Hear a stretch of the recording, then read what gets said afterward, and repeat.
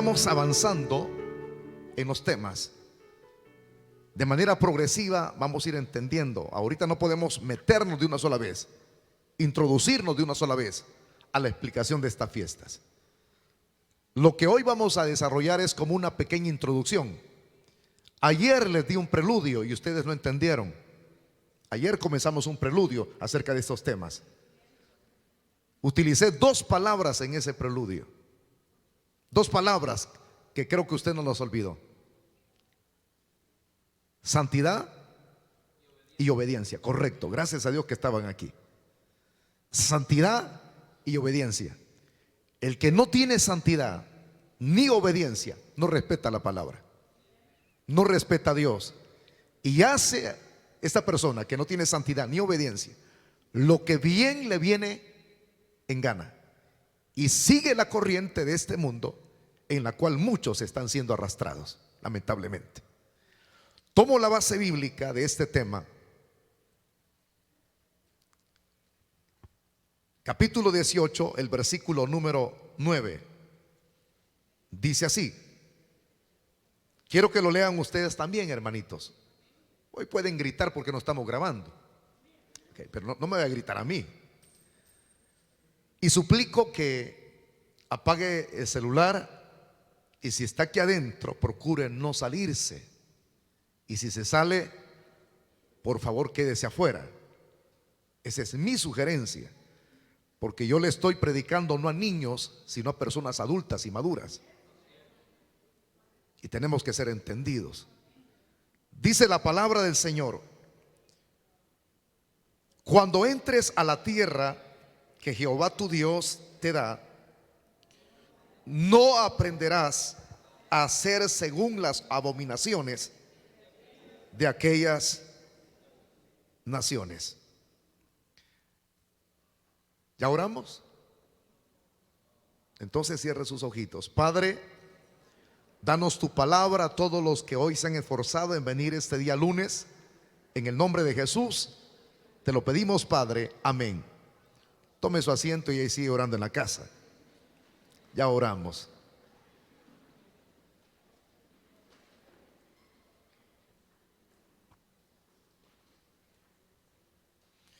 El primer tema que vamos a desarrollar es: no participemos de las abominaciones de este mundo. Repito, no participemos de las abominaciones de este mundo. Tomo lo que daba ayer: santificación, santidad y obediencia.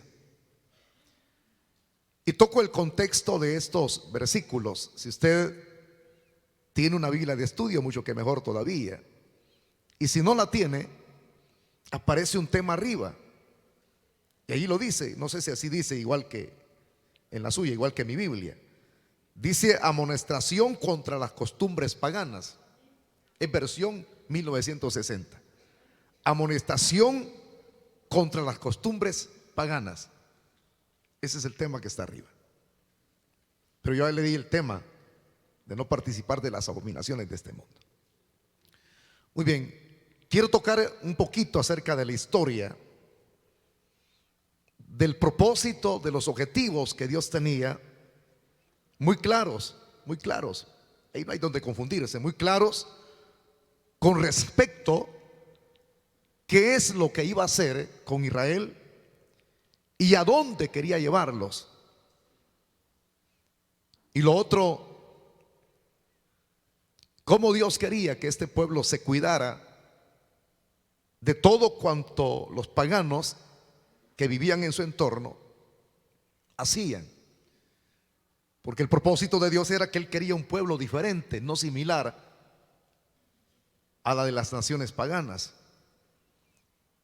Pero veámoslo de esta manera: Dios mismo manda a Moisés. Voy a adelantarme a la historia, porque si la toco desde el principio nos llevamos 2 horas y el objetivo es salir antes de las 8.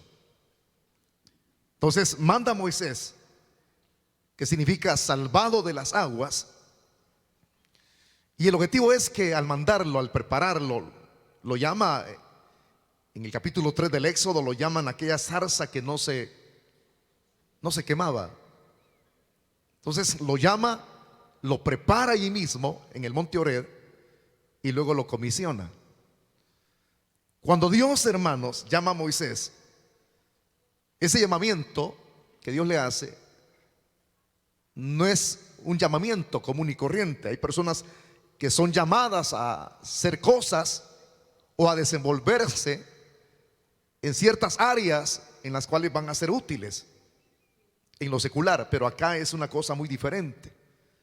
Dios lo llama para prepararlo al instrumento para hacer, hermano, una obra más trascendente que las personas en la vida secular pudieran hacer.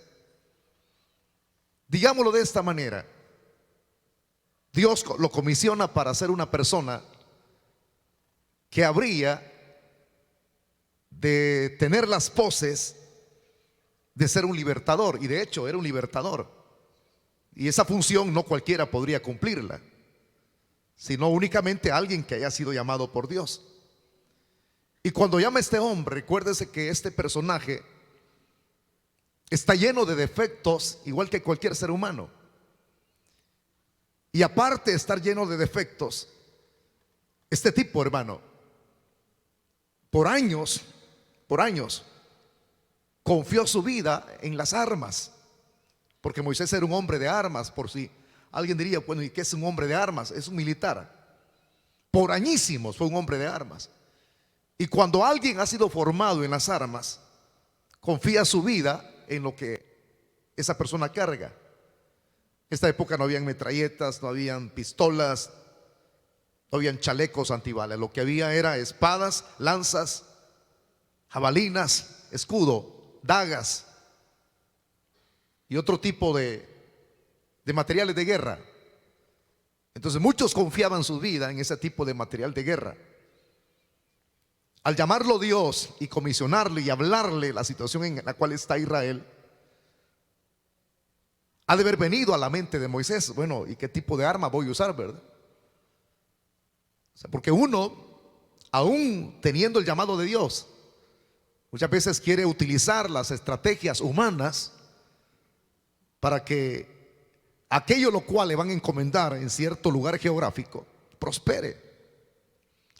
Pero aquí no equivalen en ese llamamiento las armas humanas o la astucia humana. Las armas humanas en el sentido de confiar nuestra existencia, nuestra vida. Ni mucho menos se valen las picardías, las cosas que uno aprendió cuando estaba en este mundo. Y de hecho seguimos estando en el mundo, pero no somos del mundo, no somos del sistema. Pero uno quiere sacar, hermanos, las picardías, las mañas que uno aprendió. Y uno dice, yo conozco ciertas estrategias que me enseñaron. Esas estrategias me van a hacer triunfar a mí. Pues si alguien pensara de esa manera, está pensando de manera equivocada. Porque en este llamado que Dios le hace a Moisés, lo que sí permanecería sería prácticamente su respaldo. Su respaldo. La Biblia dice que en este camino, por si alguien dice, no, aquí un poquito de astucia le pone sabor a esto, lo cual yo voy a hacer. No, ni aún la inteligencia humana. La Biblia dice que no es con espada ni con ejército, sino que dice el Señor, es con mi Santo Espíritu.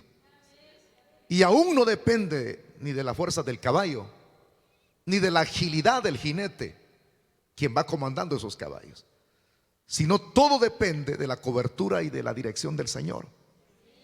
Y así fue como este hombre tuvo toda esa cobertura. No necesitaba confiar su vida en las armas como antes, sino ahora confiar su vida en quien lo había llamado. Y únicamente, usted lo sabe, usted ha leído la historia.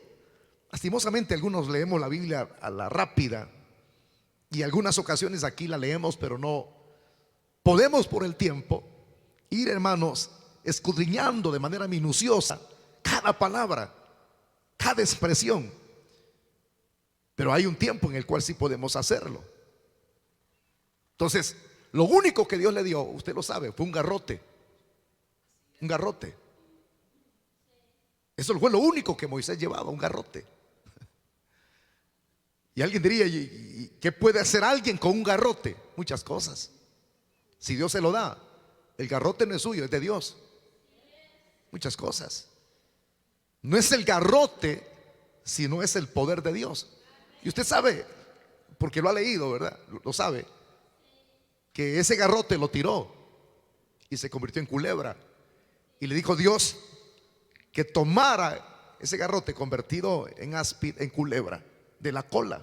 Y eso es algo desafiante. Y eso mismo hizo cuando llegó delante de Faraón, para mostrar que él estaba solo, que Dios lo enviaba. Muéstrame pues que Dios te envió. Podría ser el pensamiento de Faraón. Tiró la vara, el garrote. Dice que se convirtió en culebra. Faraón se burló, se puso a reír. ¿Por qué? Porque él estaba acostumbrado a ver ese tipo, hermano, de supuestamente milagro de convertir un garrote en culebra. Aunque lo de Moisés era un milagro, pero él estaba acostumbrado a ver los artificios, las brujerías, las hechicerías que hacían sus dos encantadores llamados Janes y Jambres. Él estaba acostumbrado a ver eso.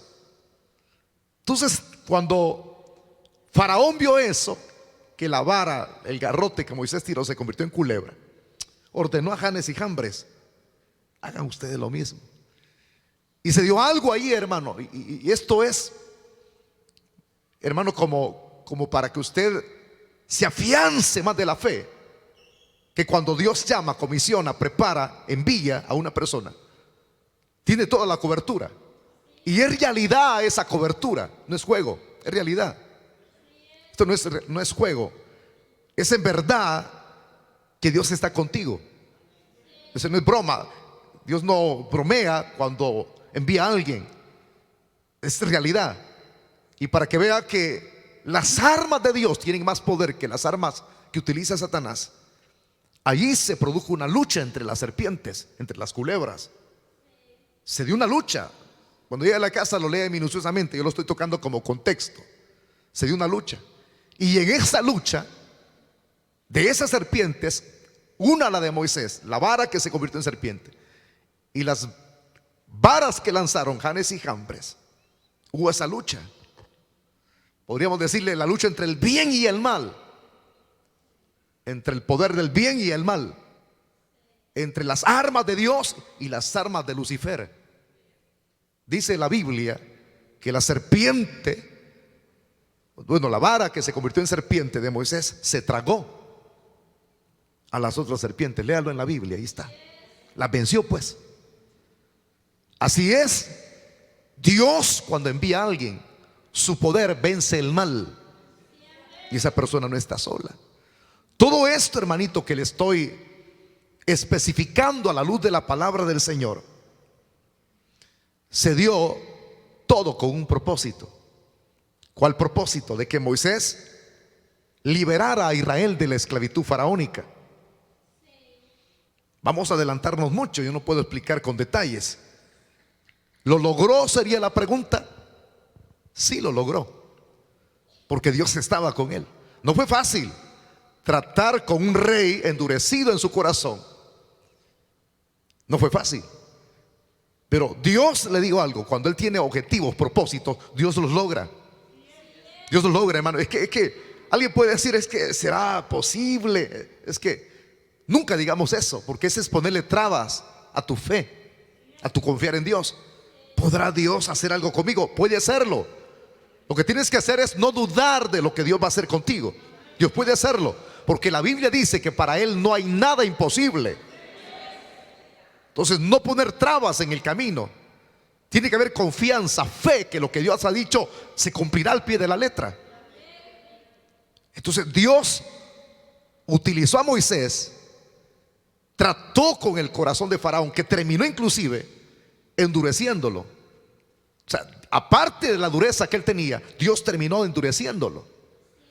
La frase correcta es desechándolo pues. Dios lo desechó. Ese es su trato, lo desechó totalmente. Terminó matándole el hijo, el primogénito, dejándole una condición de amargura, de resentimiento. Estaba quebrantado, le hizo su corazón añicos cuando le mató a su hijo. Y Dios libertó a Israel utilizando a Moisés con mano poderosa. Y cuando lo saca, ya el propósito se ha cumplido. El objetivo se ha cumplido: libertar, preparar al vaso, enviar al libertador. Y ahora que se celebra la Pascua, que es una de las festividades que Dios instituyó, que quede muy en claro, Dios instituyó varias fiestas para su pueblo. Usted puede leerlas en la Biblia. Está la fiesta de las Pascuas, la fiesta de los tabernáculos. Que tenga oídos para ir, que escuche. Y otras más, las cuales aquí hemos examinado, porque no solamente son 2 fiestas. Entonces ahí está la fiesta del Yom Kippur. Entonces, fiestas, repito, que Dios instituyó, que las naciones paganas no las celebran, porque las fiestas de su pueblo son diferentes, son distintas. Lo que Dios instituye y lo que su pueblo celebra no es para la gloria del hombre.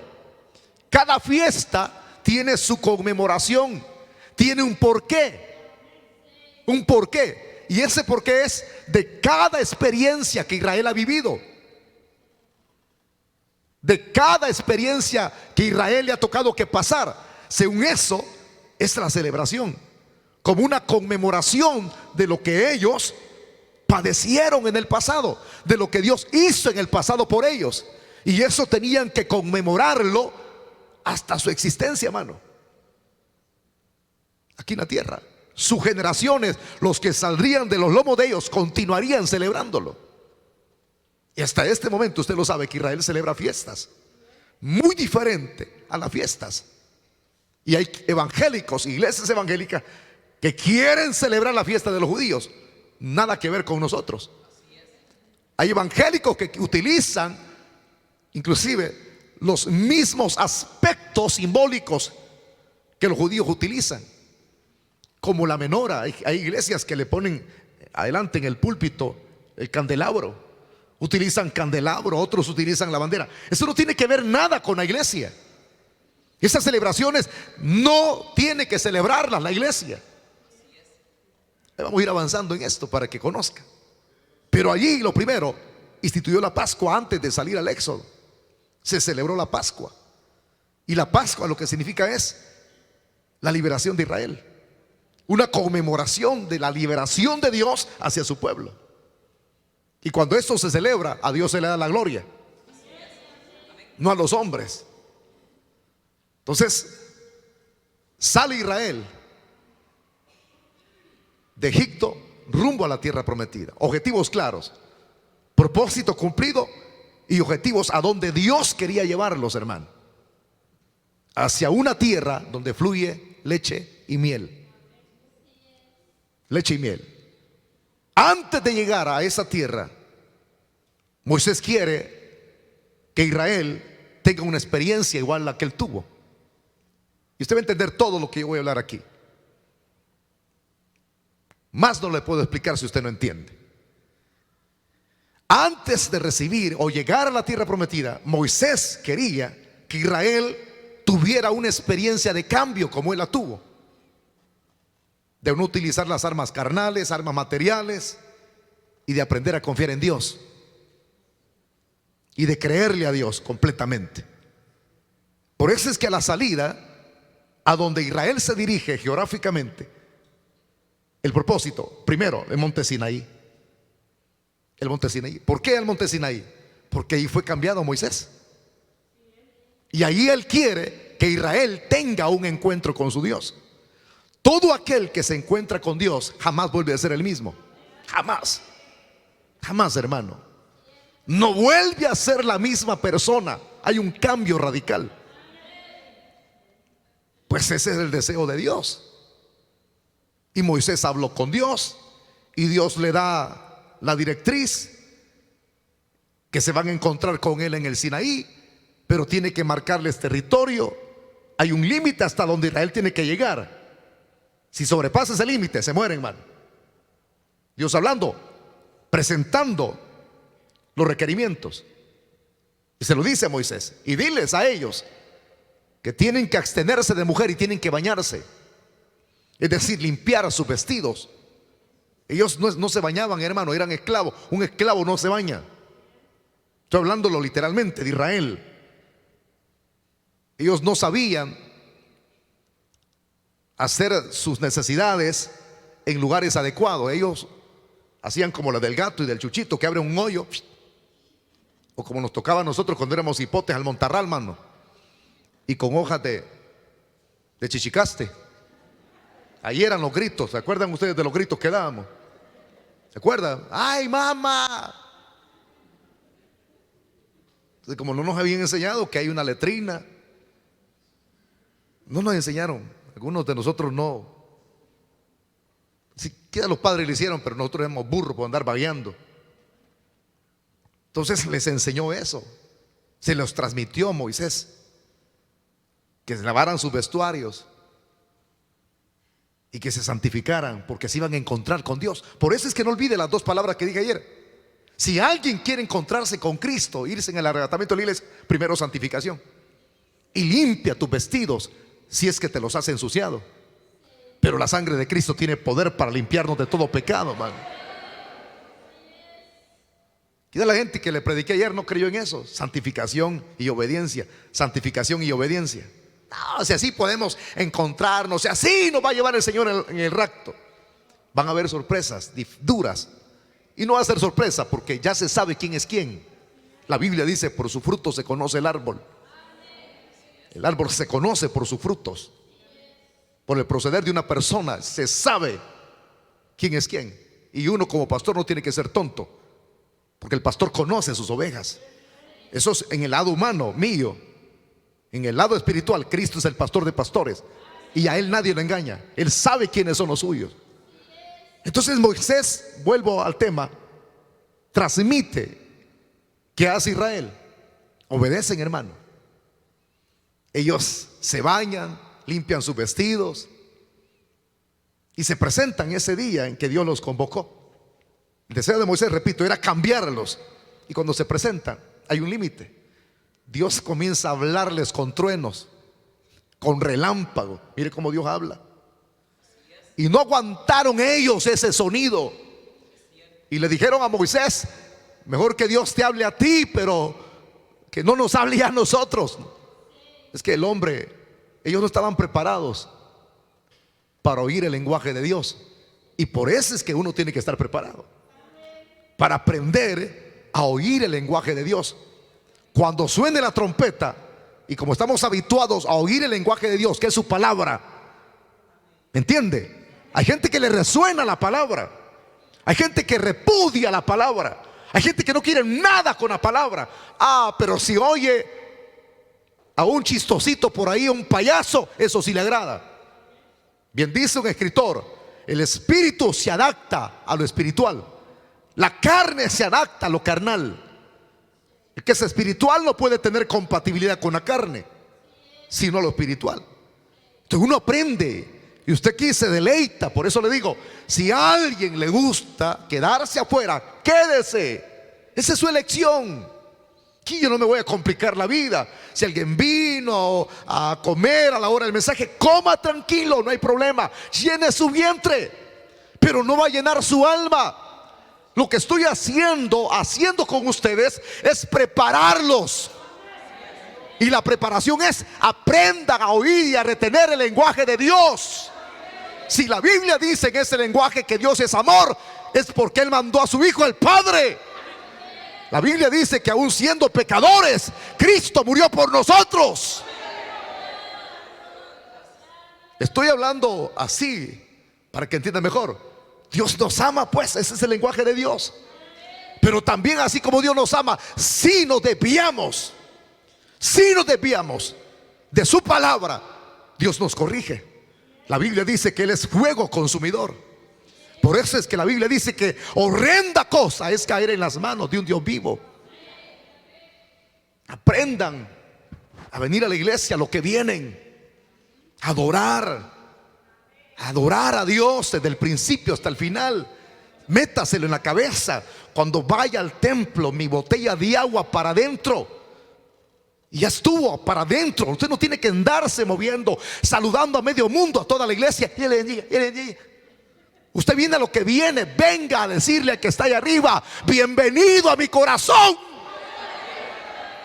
Otra cosa, los saluditos resérvenselos para de último. Pero al mejor que tenemos que saludar es: bienvenido, Espíritu Santo. Yo te necesito en mi vida, porque estoy vacío. Quiero que me llenes. Uno puede tomar lección. Yo no arremeto contra nadie. Cada persona sabe que viene. Pero el objetivo se lo presento preparándolo para entender el lenguaje de Dios. Y hay gente que no resiste la palabra. Odian la palabra, no se congregan, domingueros.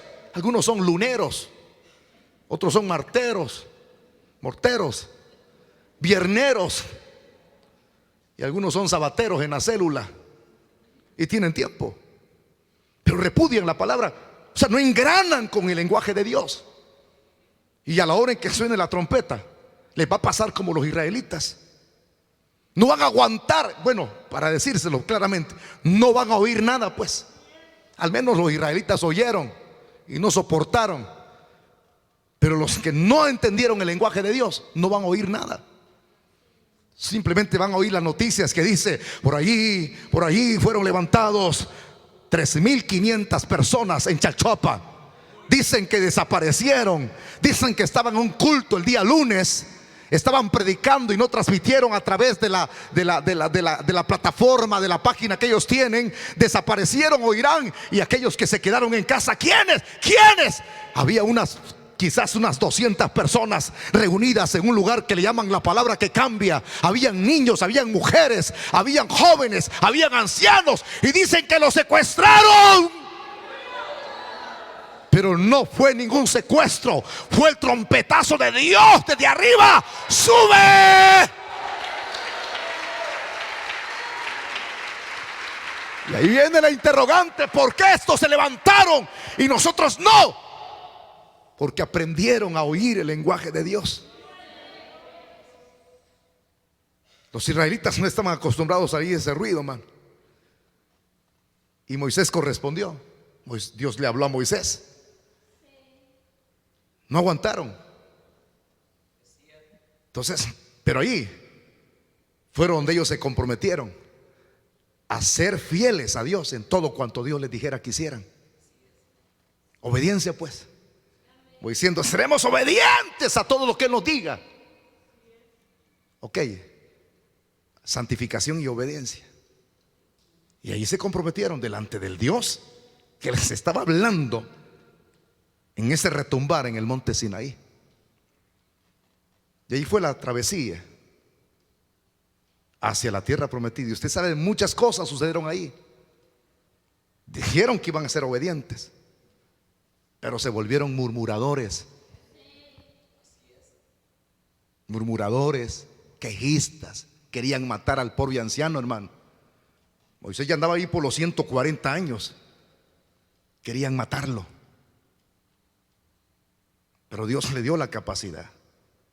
Por momentos Moisés se enojó, y Dios, guardando a su pueblo, una nube durante el día, una chequina de gloria cubriéndolos para que el calor refugiente del sol no los quemara ni les produjera cáncer en su piel. Su vestuario no se envejecía, ni mucho menos sus zapatos. Esos tipos no necesitaban de estreno del 24 ni el 31, mano. La ropa íntegra, los zapatos íntegros. Ahí no tales que llevar el chele lichus o hoy popis. Ahí no habían tales esas empresas. Dios conservaba sus sandalias íntegras, su vestuario íntegro. Mira el poder de Dios, el milagro. Y a mí no me habla la Biblia de plagas. Las plagas vinieron después que ellos se volvieron desobedientes, como las serpientes que les picaban. Pero mientras ellos se mantenían en obediencia, Dios cuidaba de ellos en el día con su nube, y en la noche les mandaba su columna de fuego. Es que ese es Dios, hermano.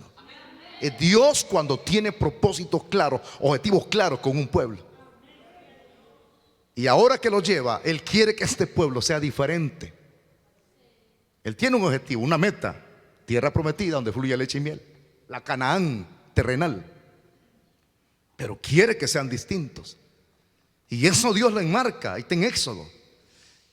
El objetivo de Dios es que esta nación fuese una nación de reyes y sacerdotes. Que esta nación fuese, hermano, una nación santa.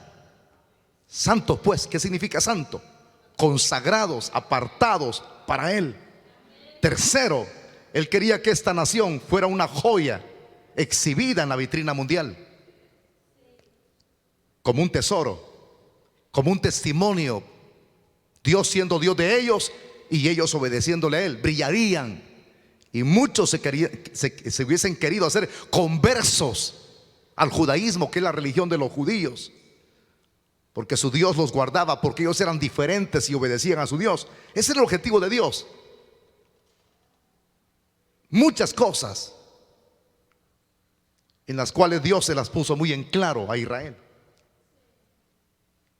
Entonces, ya para poder llegar a la tierra prometida,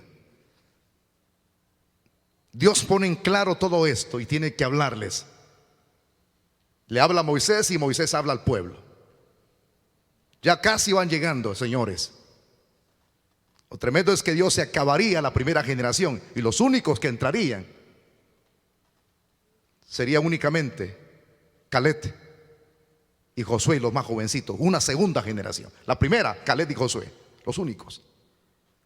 Y luego los que saldrían de los lomos de estos, la segunda generación. Pero antes de entrar a la tierra prometida, Dios pone muy en claro todo y pone parámetros. La gente contenta. Ya casi llegamos, ya casi disfrutamos de la bendición de Dios. Pero viene Dios, les dice estas palabras. Hasta aquí quería llegar al texto que le habíamos leído como más. Cuando entres a la tierra que Jehová tu Dios te da, mire lo que Dios le recomienda, lo que Dios le sugiere. No aprenderás a hacer según las abominaciones de aquellas naciones. Dios les está diciendo que ellos no tienen que imitar el comportamiento, las costumbres, la cultura de las naciones que hay en su entorno. Que no hagan de las abominaciones que estas personas realizan. Por si alguien pregunta qué es abominaciones, lee el texto que hay más abajo del verso 9. Se va a dar cuenta qué era lo que estas naciones paganas hacían. El verso siguiente lo dice: no se ha hallado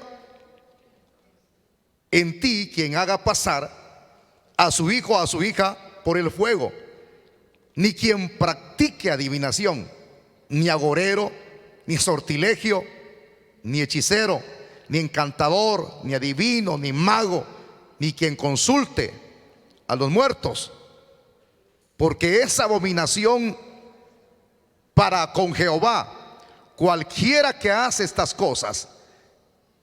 Y por estas abominaciones Jehová tu Dios echa a estas naciones delante de ti.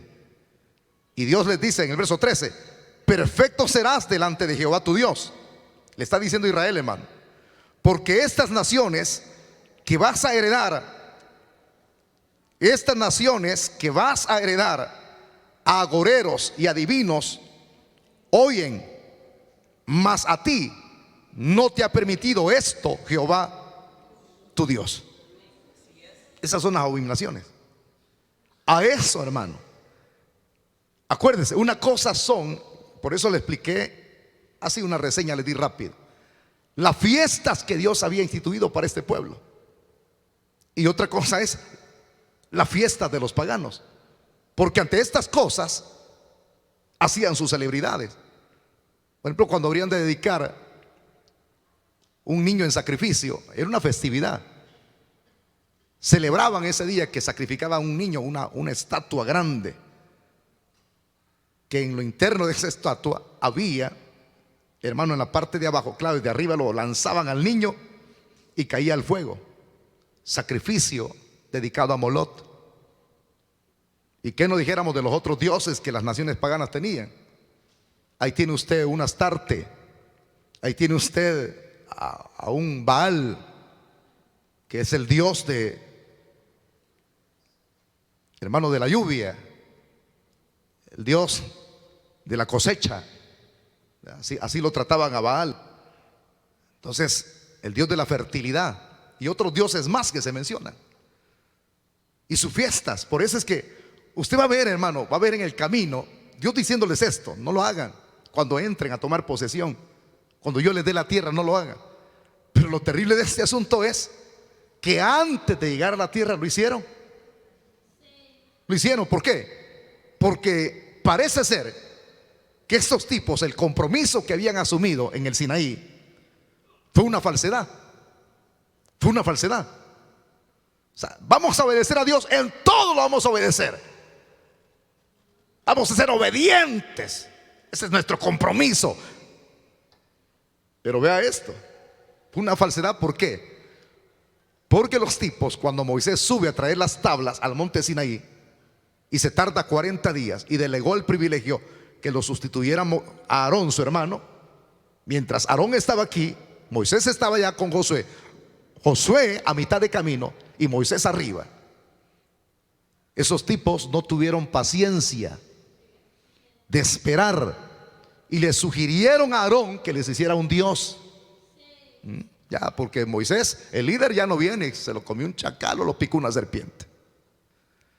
¿Qué hicieron entonces? Al darle la sugerencia a Aarón, estos son aquel tipo de pastores aguados que la membresía los manda por el diezmo y las ofrendas. ¿Me entienden? Es como decirle: pastor, pongamos árbol de Navidad, hombre, quitemos el cuchumbo, la batería y armemos un árbol de Navidad ahí, pastor. Yo le digo que hay pastores genuinos, yo no estoy agarrándola con todos, pero hay pastores que son aguados y flojos. Flojos. En vez de la mujer les sugiere que pongan el árbol con chimbombas, o en vez de la congregación, como están los dos diáconos mayores que son impíos y paganos, o todos son paganos, pongamos árbol para que el ambiente se va diferente. Pues ese tipo de pastores flojos que no se paran bien en la brecha. Aarón acató la sugerencia y les dijo: traigan los arcillos, toda la plata y el oro que le regalaron los egipcios cuando salimos de allá, porque esos tipos salieron ricos, hermano, de pobres a ricos. Es que Dios, cuando te saca libertad, te saca rico. Pero el problema es que somos malagradecidos. Tenemos toda la cobertura, la bendición de Dios, ricos en el sentido espiritual, para que no va a estar quejándose nadie. Yo desde que soy evangélico no tengo ni un quinto, mano. Ricos espirituales, porque es más trascendente ser ricos espirituales que materiales. Por eso es que la Biblia dice: diga el pobre, rico soy. Diga el débil, fuerte soy.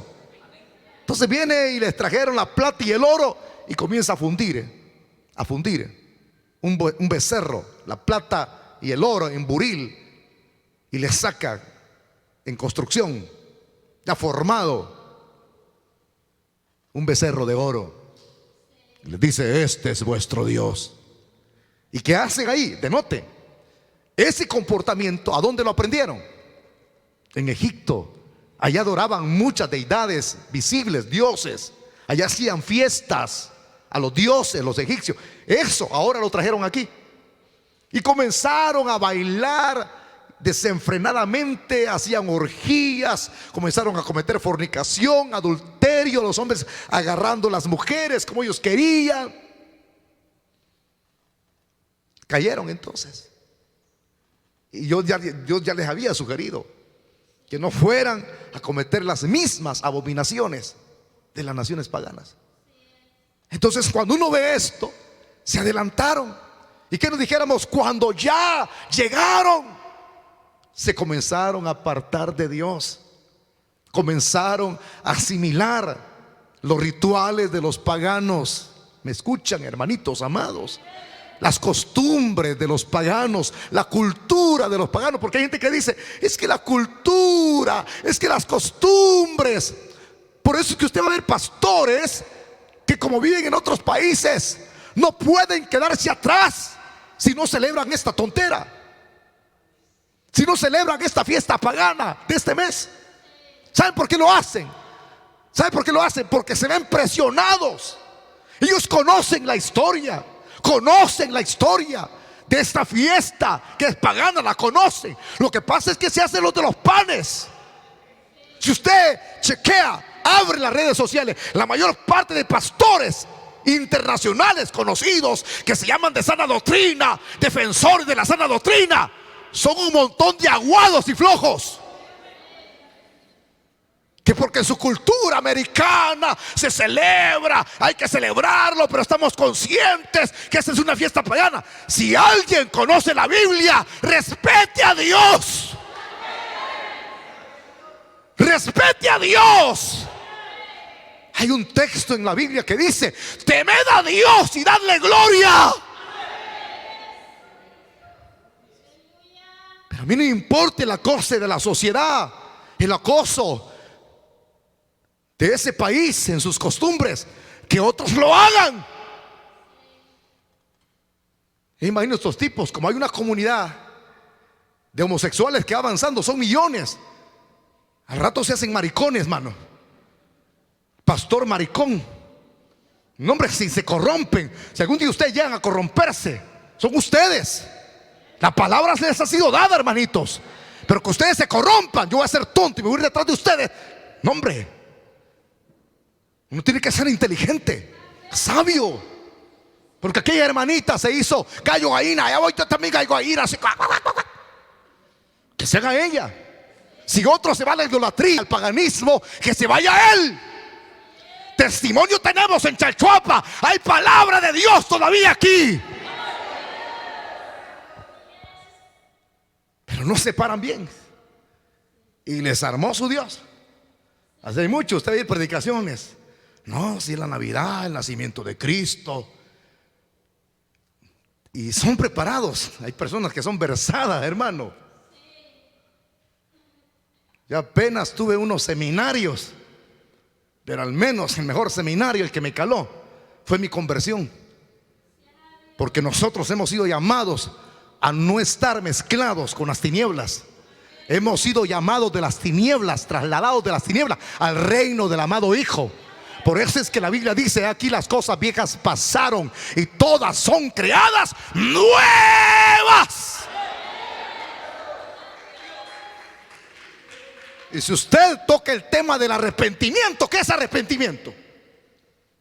Ahí se lo aplican estos tipos. Quieren ver conversos, pero ellos guiando el rebaño, pervertidos, idólatras, y tienen a la iglesia convertida en idolatría.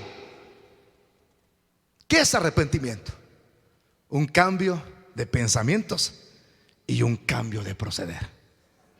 Parece ser que estos tipos no han nacido de nuevo, porque hay un cambio de pensamiento. ¿Quién no sabe que esto es pagano, hombre? Un cambio de proceder. Mi proceder va a ser adorar a Dios, pero no meterme en las abominaciones de este mundo. Por tal caso, por el procedimiento de Israel, usted sabe lo que sucedió. Se volvieron paganos, adúlteros espirituales. Se volvieron peor que los paganos que habían en su entorno. Increíble, terminaron abandonando a Dios. ¿Y qué hizo Dios? ¿Qué hizo Dios? Porque aquí no falta castigo, no falta juicio. Dios envió su espada, hermano. Envió a un Nabonido, a Nabucodonosor, a un Belsasar, 70 años de cautiverio, porque no quisieron cumplir o estar en ese propósito de Dios. Increíble, asimilaron el comportamiento. Imagínense el primer rey que tuvo Israel, consultando la bruja que vive en la esquina ahí por el trapiche, Saúl. Ahí por el trapiche se fue, hermano. A una señora ahí se fue a pedirle, allí, por ese lado, a decirle que le hiciera hacer aparecer a Samuel, que por ahí vive también. Va que no estoy mal, hermano. Ya vieron que no estoy mal, porque ya no vino aquí. O no sé si vino hoy.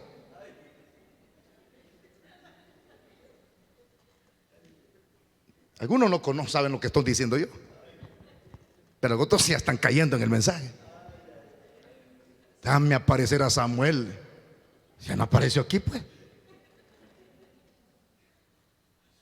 Entonces, rendido ante una bruja, abandono total. Pues ese tipo fue desgajado del reino. Ahora, si no supieron respetar lo que Dios les había indicado, eso fue con Israel. Les vino castigo, les vino juicio. ¿Y esto qué con nosotros, diría alguien? Pues ahora pasó a la iglesia. Si Israel no se conservó, y si Dios tuvo un propósito con Israel, un objetivo claro con ellos, de que fueran diferentes, santos, nación de reyes y sacerdotes, una perla exhibida en la vitrina pública, 3 objetivos. La pregunta es, ¿quién es la iglesia? Israel es su pueblo. Dios envió a Moisés para libertarlos, pero la historia no se repite. A nosotros quien nos libertó no fue Moisés, sino del que la Biblia habla, inclusive en Deuteronomio, que dice que Dios enviaría a alguien más grande que Moisés entre sus hermanos. ¿Y quién es alguien más grande que Moisés? Si Moisés era un hombre respetado, amado, estimado, el libertador. En este momento tienen más alta estima a Moisés que a Cristo. ¿Quién es más grande que Moisés? Cristo. Entonces el Padre no envió un humano como Moisés. El Padre envió a su Hijo. ¿Y quién es el Hijo? Y el Verbo se hizo carne, y la palabra se encarnó. Jesús vino, envió a su Hijo. Por eso es que la frase que resuena en la Biblia es esta: si el Hijo os libertare, seréis verdaderamente libres. ¿Cuántos son libres? Hemos sido libres. Libres, no para pecar, sino para vivir para Él y servirle. Él nos ha hecho libres. Cristo mismo vino del cielo, descendió y dijo: he venido a buscar y a salvar lo que se ha perdido. No he venido a los que están sanos, sino a los enfermos. He venido a llamar pecadores al arrepentimiento. Y vino y nos libertó. Por eso que se cantan aquellas alabanzas: libre, tú me hiciste libre. Y es algo real. La verdad salió de su boca. Y la verdad os hará libres. Nos hizo libres la palabra. Y ahora que nos ha hecho libres, Dios tiene objetivos claros con nosotros. ¿Qué vamos a hacer hoy que somos libres? Algunos que se preguntan, ni preguntan: hermano, y hoy que soy evangélico, ¿cuál es el siguiente paso? Por eso es que necesitan un discipulado. ¿Cuál es el siguiente paso? Ok, no deje de congregarse, como muchos haraganes tienen por costumbre. No deje de congregarse. No deje de congregarse. Ese es el siguiente paso. No cese, no cese. Congréguese, congréguese, congréguese. Ore, busque la oración, busque alimentarse con la palabra, busque el ayuno, busque las vigilias. Y el otro paso, pastor: bautícese. No sea duro, no sea desobediente, bautícese. Y después de bautizarme, ya al mes se bautiza, ¿verdad? Y después de bautizarme, sírvale. ¿Y qué hago? Ok, ¿qué hago? Va a comenzar a cantar coritos en la célula. ¿Y cuál? No me vaya a cantar María la Blanca Paloma. Usted viene de Monaguillo, de la católica viene. Puede cantar María la Blanca Paloma. ¡No! ¿Qué voy a cantar entonces? Buen discipulado. Y se le enseña a cantar. Va a cantar alabaré. Así me pasó a mí. Así, esos pasos tiene que ser un discípulo, así igual que ustedes, un discipulado. Y después que canto corito, ¿qué? A los 2 meses, 3 meses, prepárese como líder. No sea cobarde y predique. Se le enseña a amar las almas para que vengan rendidas a los pies de Cristo.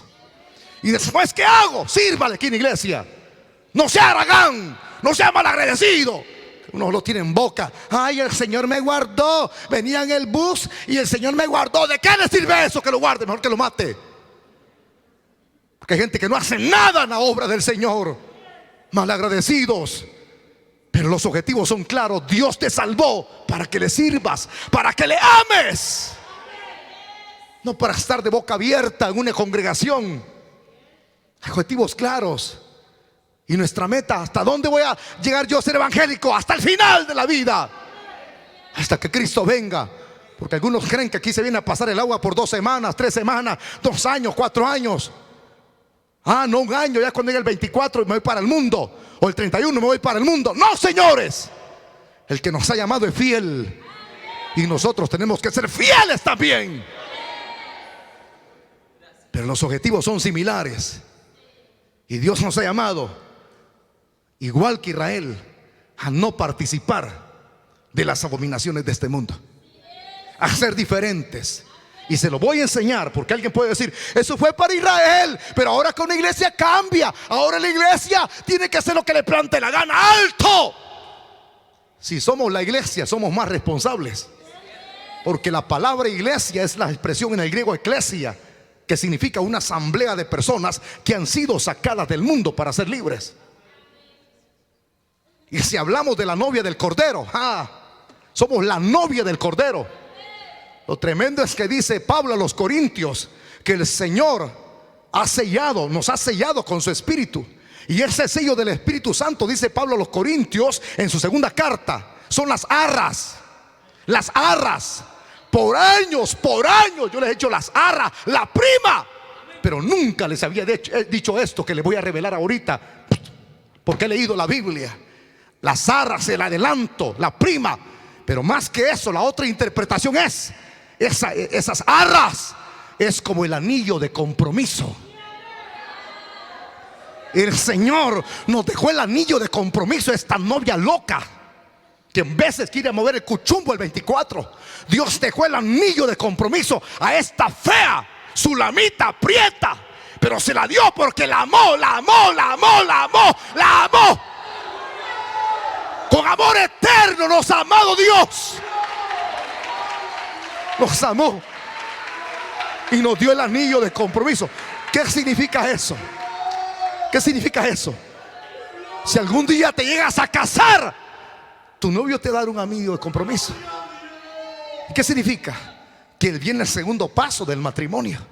Significa que mientras tenés el anillo de compromiso, nada de andar vigiando al chelo loco aquí, o al loco despeinado. Si tú te has comprometido con un hombre, muchachita, sé fiel. No andes pelándole la venga usted, hijo, por favor, venga, sí, venga, un ratitito nada más. Aquí lo necesito. Y como está comprometido, y algunos que están casados están, hermano, y andan abrazando a las hermanas. Venga, hermana, ay, qué chula usted, le doy un beso. No, hijo, es una broma, no se puede tentar. Ustedes andan coqueteando. La iglesia a la cual le fue entregada el anillo de compromiso no coquetea con el mundo ni con el diablo. Nosotros somos pieza exclusiva del Señor. Él es nuestro dueño. Jesús es nuestro dueño. Jesús es nuestro dueño. Jesús es nuestro dueño. Él es nuestro novio. Le dio el anillo, las arras. ¿Cómo no vamos a ser diferentes? Debemos de tener muy en clara las directrices que la palabra de Dios nos da. No os unáis en yugo desigual, porque ¿qué comunión tiene Belial con la luz? Las tinieblas con la luz. Por eso es que Pablo a los Corintios dice: salid de ella, huid de ella, porque no hay ninguna relación en lo del mundo con lo de Cristo. A mí me preocupa esto cada vez que leo la Biblia, porque se me impregna un celo terrible, hermano. Y de ver el entorno que muchos paganos están dirigiendo desde los púlpitos, con gorros de Grinch, con gorros de Santa Claus. Váyanse al diablo, mundanos. Ustedes no. Los que van a oír el mensaje después de aquí unos 3 meses. Ese tipo de personas no definidos si estar en el mundo, pero están mezclando en el cristianismo cuando no son cristianos. Veamos lo que la Biblia nos dice, porque hay textos bíblicos claros. Ve Efesios 2:2. ¿Dónde está el traductor? Suba, hermano. Denme un micrófono al traductor, por favor. Y una sillita, porque la voy a necesitar. 2 minutos más y nos vamos ya. 2 para las 10. Entonces, un minutito más. Efesios 2:2, lo va a leer. Y Él os dio vida cuando vosotros estabais muertos en vuestros delitos y pecados. Pero espérese, aquí viene Efesios 2:2. Ok, escuchen, hermanos. En los cuales anduvisteis en otro tiempo, siguiendo la corriente de este mundo. No, léalo desde el principio. Y Él os dio vida. Correcto. A vosotros, Sí. que estabais, cuando estabais muertos en vuestros delitos y pecados. ¿Estamos claros en eso? ¿Quién nos dio vida? ¿Quién nos hizo evangélicos? ¿Quién nos amó primero? ¿Quién nos escogió? Lo tiene claro. ¿Y para qué hemos sido cambiados? Ok, siga leyendo. En los cuales anduvisteis en otro tiempo, siguiendo la corriente de este mundo, conforme al príncipe de la potestad del aire, el espíritu que ahora opera en los hijos de desobediencia. Así es. De ahí nos sacó el Señor. ¿Cómo es que vamos a mezclarlo de ahí y lo de aquí? Si de ahí nos sacó el Señor. De esto que la gente hace, de las abominaciones, de ahí nos sacó. Pero mezclan esto aquí. Es inconcebible, hermano. Otro texto de la Biblia, veamos lo que dice Primera de Pedro 4:3. Primera de Pedro 4:3. Vea usted lo que dice Pedrito. Amén. Léalo, hermano, por favor. Baste ya el tiempo pasado. Baste ya el tiempo pasado, lo que hemos sido cambiados. Para haber hecho lo que agrada a los gentiles. A los gentiles. Andando en lascivias, concupiscencias, abominaciones de la carne, embriagueces. Así es. Orgías. Ya está guardando la botella para el 24. Sigue. Disipación y abominables idolatrías. El rompope para el 31. Ya basta. Ya basta de andar haciendo lo que antes andábamos haciendo. Hoy vivimos para el que nos libertó. ¿De quién somos esclavos? ¿Del diablo o de Dios? De Dios.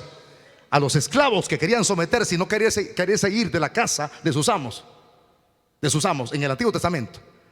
El esclavo voluntariamente se rendía delante del amo y dice: no me quiero ir de tu casa, déjame vivir contigo hasta que yo muera. Entonces venía el dueño y sacaba al esclavo y le horadaba con una lerna la oreja, como señal que el esclavo había decidido voluntariamente quedarse en su casa hasta el final. Nosotros somos esclavos, doulos de Dios. A usted y a mí no se nos ha horadado la oreja. Dios nos cambió el corazón, nos hizo una circuncisión. Somos de Cristo. ¿A dónde mora Cristo?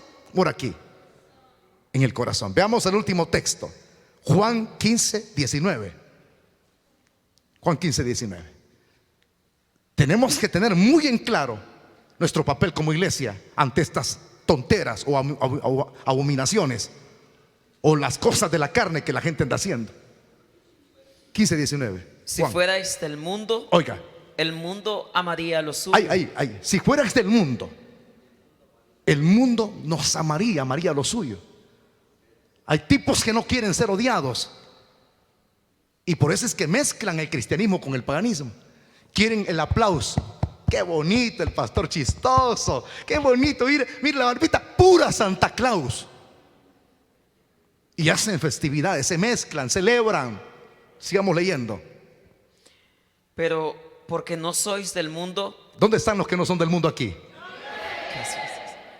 Antes yo os elegí del mundo, por eso el mundo os aborrece. Nos aborrece porque somos de Cristo y nuestra vida es cambiada. Somos luz, somos sal. ¿Me entienden? Y nos aborrecen. ¿Por qué más? Porque no somos como ellos. Si fuéramos del mundo, el mundo nos amara. Pero como no somos de Él, somos de Cristo, entonces nos odian. Y esto que yo estoy enseñando va a acarrear un odio. Se lo decía a mi esposa toda la semana. El diablo va a echar toda conmigo. Se van a abrir las puertas del infierno. Pero ¿qué me importa?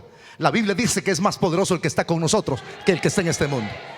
Y Pablo nos dice, no hay que temer cuando uno habla la verdad. Pablo dice que en Cristo no hay derrota. ¿Me está escuchando usted? En Cristo no hay derrota. En Cristo no hay derrota. En Cristo no hay derrota. Todo lo puedo en Cristo que me fortalece. Hay que hablar la verdad, hay que enseñarla. Entonces tenemos que ser diferentes. No somos del mundo fuimos sacados. Y como no hacemos las cosas del mundo y no participamos de las cosas que el mundo hace, el odio. Y muchos de ustedes, yo sé que la van a agarrar contra mí. Es que el árbol, es que ese pastor, es que haga lo que le plante la gana. Si usted es del mundo, defínase. Pero si usted es de Cristo, santifíquese. Obedezca la palabra. A eso hemos sido llamados, hermanitos. Ya basta de estar mezclando. Hay que, para poder hacer crecer la iglesia, hay que traer el mundo a la iglesia, adeptos del mundo. Estoy muy de acuerdo que hay que traer mundanos aquí, pero no hacer lo que ellos hacen. Hay que influir nosotros con la palabra sobre ellos, no ellos influir con sus mundanalidades. Ahí vienen preguntando, y aquí no celebran esto, y aquí no celebran lo otro, y aquí no celebran el 31, y aquí no celebran el día de la vaca, y aquí no celebran el día de la bruja. Pues tenemos que decirles, no, esas no son nuestras festividades. Y la Navidad tampoco. Pero para darle respuesta y responderle a eso, ¿por qué no? Vamos a continuar con los estudios, porque si se llenan hoy, no vienen mañana. Vamos a cerrar nuestros ojitos y a inclinar nuestros rostros. Vamos a orar. Levántenme la mano todos. Todos levántenme una de sus manos. Si alguien ha caído en el paganismo, o si alguien es amigo, usted que es amigo y amiga, o niño, quien sea, no tiene a Cristo, voy a pedirle a las personas que están caídas del evangelio, y los que son amigos, salga del mundo, huya del mundo, salga de allí, salga del mundo y entregue su vida a Cristo. Repitan esta oración conmigo los que hoy van a volver a Cristo. Todos levantando sus manos. Los que hoy van a volver a Cristo, repitan conmigo esta oración. Padre celestial, me arrepiento de mis pecados, me humillo delante de tu presencia, te abro las puertas de mi corazón y ahora recibo a Jesús como mi Señor y mi Salvador personal. Creo que Él es Dios, creo que Él murió por mí en la cruz, creo que su sangre, repítalo, me limpia de todos mis pecados, y creo que ahora soy justificado, soy perdonado, y sé que ahora soy parte de la familia de Dios. Gracias, Padre, por tu palabra. Gracias por haberme hablado. Gracias por salvar mi vida hoy. Gracias, Señor. Yo ahora te digo que te amo, Jesús. Repítalo: Jesús, yo te amo. Jesús, yo te amo y quiero vivir para ti. Amén. Bajen todos sus manos. He predicado la palabra, y la palabra siempre tiene efecto en los corazones de las personas. Levántenme la mano las personas quienes repitieron esta oración conmigo, así en alto. Levántenme la mano las personas quienes repitieron esta oración que yo acabo de realizar. Si alguien está levantando la mano, le pido por favor que se ponga de pie, ahí a la par de su silla.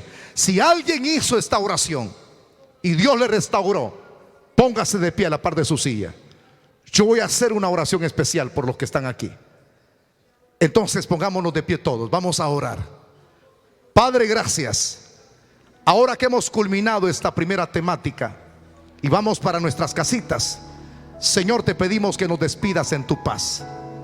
Es nuestra rogativa que nos lleves con bien, en el nombre de Jesús. Amén y amén.